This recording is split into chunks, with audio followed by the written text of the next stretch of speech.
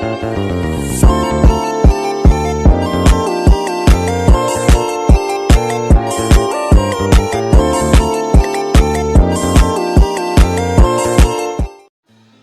bagi kita semua.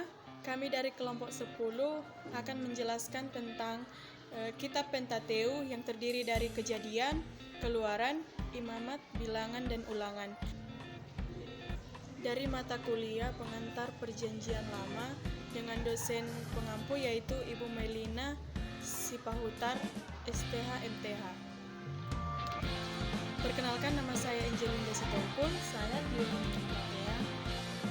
Nama saya John Albert Wakwahan. Berikut pemaparan materi kami. Pengantar Pentateuch 5 kitab pertama yang terdiri dari Kejadian, Keluaran, Imamat, Bilangan, dan Ulangan.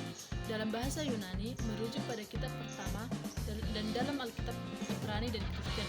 Kitab-kitab ini yang terdiri dari Kejadian, Keluaran, Imamat, Bilangan, dan Ulangan membentuk inti dari hukum dan sejarah awal bangsa Israel. Diyakini ditulis oleh Nabi Musa.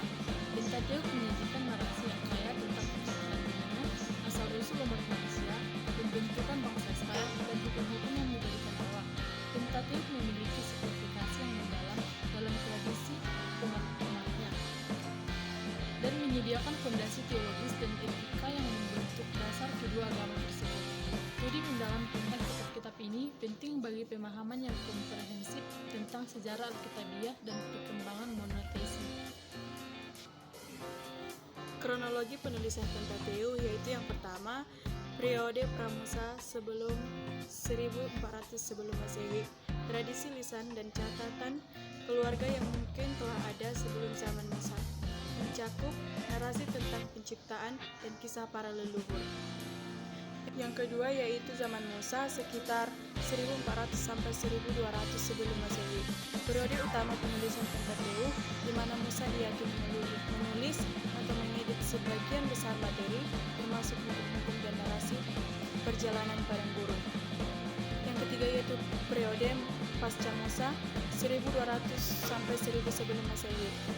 Kemungkinan penambahan dan penyuntingan oleh para penulis berikutnya termasuk catatan tentang kematian Musa dan beberapa detail historis lainnya. Yang keempat yaitu kompilasi final sekitar 1000 sampai 500 sebelum Masehi. Penyusunan dan penyuntingan akhir Pentateuch ke dalam bentuknya yang sekarang mungkin selama periode kerajaan Israel atau pembuangan di Babilonia. Meskipun kronologi yang tepat masih diperdebatkan di kalangan sarjana, mayoritas tradisi Yahudi dan Kristen mengakui peran sentral Musa dalam penulisan Pentateuch. Pembagian dan susunan kitab Pentateuch yang pertama yaitu Kejadian.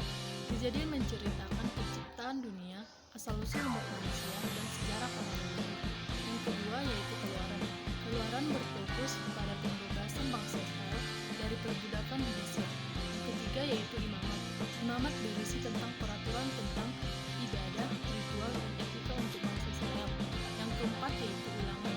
Ulangan berisi khotbah-khotbah Musa yang mengulang dan memperluas hukum sebelumnya. Kitab ini berfungsi sebagai ringkasan atau perluasan perjanjian antara Allah dan Israel.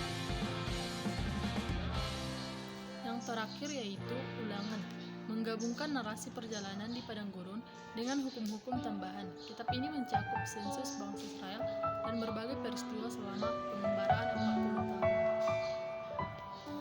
Tema-tema dalam Pentateuch yaitu yang pertama, penciptaan dan kovenan. Yang kedua, pembebasan dan pemilihan.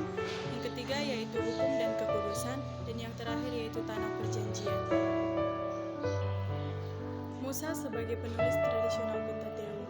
Tradisi Yahudi dan Kristen secara luas mengakui Musa sebagai penulis utama Pentateuch, sebuah keyakinan yang berakar pada referensi Alkitabiah dan ekstra Alkitabiah. Argumen untuk penulisan Musa meliputi kesaksian internal. Beberapa bagian dalam Pentateuch secara eksplisit menyebutkan Musa sebagai penulis seperti dalam Keluaran 17 ayat 14 dan 24 ayat 4. Kesaksian Alkitabiah lainnya yaitu bagian-bagian lain dalam Alkitab termasuk kitab sejarah dan perjanjian baru merujuk pada hukum Musa atau kitab Musa. Tradisi Yahudi, literatur rabbinik, dan tradisi Tradisi Yahudi secara konsisten mengaitkan Pentateuk dengan Musa. Kualifikasi historis, latar belakang Musa di istana Mesir, dan perannya sebagai pemimpin Israel memberikannya pengetahuan dan otoritas untuk menulis kitab-kitab ini. Kita akan menerangkan signifikansi dan pengaruh Pentateuk dalam studi agama. Pentateuk memiliki pengaruh yang mendalam dan berkelanjutan dalam studi agama, teologi, dan etika. Sebagai fondasi dari tradisi Yahudi dan Kristen, kitab-kitab ini telah membentuk pemahaman tentang Allah, manusia, dan dunia selama ribuan tahun. Dasar teologis. Pentateuk menyediakan konsep-konsep teologis dasar seperti monoteisme, penciptaan, dan perjanjian yang menjadi inti dari agama-agama Abrahamik. Etika dan hukum. Hukum-hukum dalam Pentateuk telah mempengaruhi sistem etika dan hukum di banyak masyarakat, termasuk konsep keadilan dan tanggung jawab sosial. Literatur dan budaya. Narasi dan tema dalam Pentateuk telah menginspirasi karya sastra, seni, dan budaya populer selama berabad-abad. Studi akademis. Pentateuk menjadi subjek penelitian intensif dalam studi biblis, arkeologi, dan sejarah kuno, memberikan wawasan tentang dunia kuno Timur Dekat. Dalam konteks akademis modern, studi Pentateuk melibatkan pendekatan interdisipliner, menggabungkan analisis literasi, historis, dan teologis. Perdebatan tentang komposisi, kepenulisan, dan interpretasi Pentateuk terus berlanjut, mencerminkan kompleksitas dan kekayaan teks ini. Terlepas dari perspektif yang beragam, signifikansi Pentateuk dalam membentuk pemahaman kita tentang agama, etika, dan budaya tetap tak terbantahkan. Sekian dari saya. Shalom, Tuhan Yesus memberkati.